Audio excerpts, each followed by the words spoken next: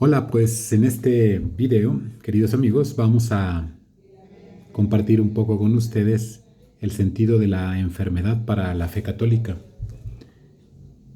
Dedico estas palabras evidentemente a unas amigas mías que están en Colombia y que se reúnen porque sufren también la enfermedad en sus hijos. A ellas van dirigidas mis palabras, pero también a todos ustedes que puedan ver este video con fe. Parto de la fe. No hablo con quien no cree, sino con quien cree. Y entonces, hablar de la fe sobre la enfermedad nos permite entender una cosa: la enfermedad es un mal. Debíamos estar saludables y nos enfermamos, a veces gravemente. ¿Qué pensamos en la fe de esto? ¿Qué significa y por qué ocurre? Bueno, pues la misma fe nos dice que por el pecado el mal y la muerte y la enfermedad entraron en el mundo. Entonces, tenemos que entender muy bien esto, y a esto quiero ceñirme. Si nosotros decimos que la enfermedad es un fruto del pecado, no queremos decir con esto que mi hijo se enferma porque yo me porté mal. Tampoco queremos decir que Dios a los que se portan mal los castiga inmediata y directamente con enfermedades. ¿Por qué no decimos eso? Pues es evidente que las personas que hacen el mal, muchas de ellas están bien y gozan de salud. Pues por ejemplo, una persona que es un ratero tiene que tener una cierta salud para poder robar. Una persona que, yo qué sé, ¿verdad?, que secuestra o que vende drogas, pues goza de cierta salud para poder hacerlo y no está gravemente enfermo. Entonces no decimos en la fe que la enfermedad sea fruto de un pecado mío inmediatamente. No decimos eso. Decimos que la enfermedad es un fruto del pecado. ¿De qué pecado entonces estamos hablando, padre? Me podrían preguntar. Bueno, decimos que es el fruto del pecado por el cual nuestros primeros padres se alejaron de Dios. Adán y Eva estaban cerca de Dios, y estando cerca de Dios, Él los libraba de la enfermedad y de la muerte. Cuando ellos desobedecieron a Dios, se alejaron de Él. La consecuencia de haber fallado, pues nos dice el texto de la palabra de Dios, es que salieron del paraíso, salieron del lugar en el que estaban cerca de Dios. Ahí podían hablar con Dios cara a cara, y nosotros ya no podemos hacerlo. Como se salieron del lugar en el que encontraban a Dios, que era el lugar de la obediencia, esto es el paraíso, pues se tuvieron que atener a vivir lejos de Dios y lejos de los privilegios que Dios les daba. Es por esto por lo que el pecado entró en el mundo. No es porque yo, por decir algo, diga una mentira, por lo cual me da gripa o me da influenza o me da COVID. No. Ciertamente hay algunas enfermedades que se derivan directamente de haber pecado. Por ejemplo, pues a muchos alcohólicos les da la cirrosis. Bueno, es evidente que ahí hay una conexión entre lo que ellos hacen y el mal que se provocan también en su cuerpo. Pero son ciertos casos. No debemos decir como creyentes: estás enfermo es porque cometiste un pecado ayer, por decir algo. No. Nosotros decimos: vivimos en un mundo que se ha alejado de Dios desde Adán y Eva, y por eso existe el mal, y por eso existen las enfermedades que le dan también a personas inocentes. Las enfermedades no son un castigo para las personas malas, no. Las enfermedades son algo que ocurre porque vivimos lejos de Dios. Y Jesús mismo lo dijo cuando les explicó a los que estaban alrededor de él sobre lo que les pasó a lo que le pasó al ciego de nacimiento y lo que les pasó a los que fueron aplastados por una torre en Siloé. Les dice, ¿ustedes creen que los que fueron aplastados eran más pecadores que los demás? No. Y este nació ciego, no porque haya pecado, ni él ni sus padres, así lo dice Jesús. Ni él ni sus padres son los culpables de que hayan nacido así, sino, los dice Jesús, y esta es nuestra enseñanza, nuestro tesoro, esto ocurre para que se manifiesten las obras de Dios. La enfermedad le da lugar a que Dios manifieste una gran obra. Y entonces nosotros tenemos que pensar, yo me enfermo, mi hijo está enferma, mi hija está enferma, como una ocasión con la cual Dios va a manifestar su grandeza. Pero también hay que entender cómo manifiesta esta grandeza. No la manifiesta simplemente quitándole la enfermedad, sino que manifiesta esta grandeza, estas obras de Dios que se hacen visibles por la fe de los que lo rodean y por la fe del mismo que está enfermo. Todos nacemos lejos de Dios y la enfermedad ocurre para que se manifieste algo más grande. Es más grande que la enfermedad, incluso es más grande que la salud, el hecho de que alguien, por ejemplo, sea paciente con su enfermedad. Es más grande que tener salud el que alguien le pida constantemente a Dios ayuda y consuelo. Es más grande que la salud y más grande que la enfermedad Dios mismo, que se hace presente en los enfermos y en la caridad y la asistencia que tenemos que tener con ellos.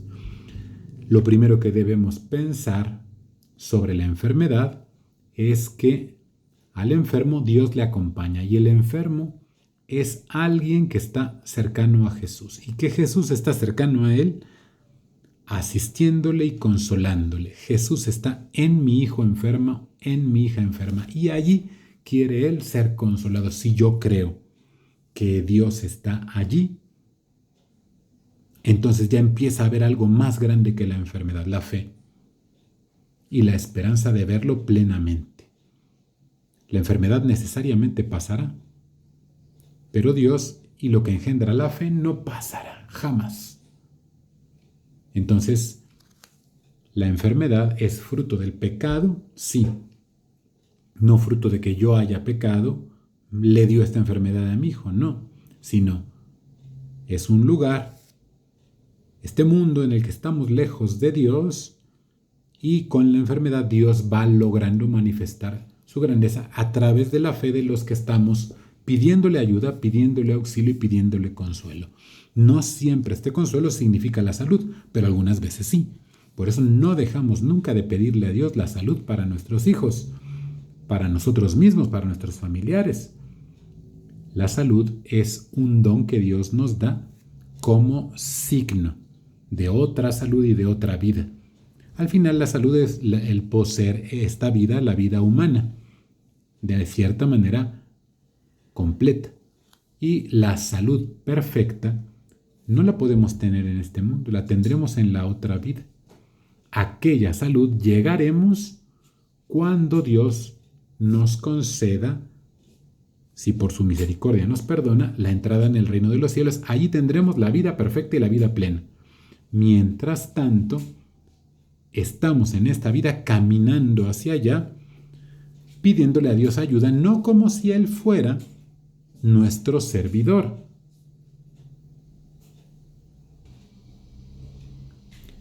Alguien podría pedirle a Dios, cura a mi hijo, cúrame. Incluso dudar de Dios porque no ve una respuesta pronta o no ve su corazón inmediato. Esta persona está pensando mal sobre Dios y es por eso que es importante pensar bien sobre Dios, profundizar en nuestra fe para saber cómo pedirle. ¿No está bien que le pidamos a Dios? Claro que está bien que le pidamos a Dios, pero hay que hacerlo de manera correcta. No tenemos que pensar que Dios está a mi servicio y que cuando yo lo llame va a venir como si yo tuviera un empleado al que yo llamo y tiene que venir. Si yo pienso en Dios como un empleado mío, como un servidor o como un esclavo, entonces si Dios no viene cuando yo le llamo, Dios está mal y debe ser rechazado. Nosotros como católicos no pensamos así. Nosotros no consideramos que Dios está a nuestro servicio. Nosotros pensamos, estamos en este mundo de paso y nosotros somos los servidores de Él, no Él el servidor de nosotros. Si nosotros estamos a su servicio, tenemos sí posibilidad de pedirle ayuda. Sana a mi hijo, ayúdame. Pero sobre todo tenemos que decirle a Dios, concédeme saber qué debo hacer yo con mi hijo. Esto es más importante que la salud. Fíjese bien, si Dios le diera la salud a mi hijo, o a mi hija, o a mí mismo si estoy enfermo, inmediatamente, igual y yo estaría agradecido con Él, pero quedaría igual que antes de no tener la salud. Y no estaría yo pensando que Dios es a quien yo sirvo, sino Dios es quien me hizo un favor o me hizo un milagro. Aquí está la diferencia. Hay que pedirle a Dios, sí le podemos incluso pedir un milagro, pero hay que saber que Dios no está a mi servicio, sino que yo estoy a su servicio y que más milagro es que yo sepa lo que tengo que hacer a que se cure de esta enfermedad mi hijo, mi hija, yo mismo o un familiar o un amigo. Es mayor milagro, ¿por qué? Porque así descubro el sentido de toda la vida. Y en cambio la salud solo compone el momento presente de la persona. Si yo comprendo que yo estoy al servicio de Dios, entonces le pido, Señor, déjame entender de qué manera yo debo estar con Él, cómo debo ayudarle, cómo debo consolarlo, a quién le debo pedir ayuda, con quién le llevo a una terapia, a quién le pido. Y esta es la misión, que Dios me conceda cumplir esa misión. Esta es la que tiene que ser la primera petición.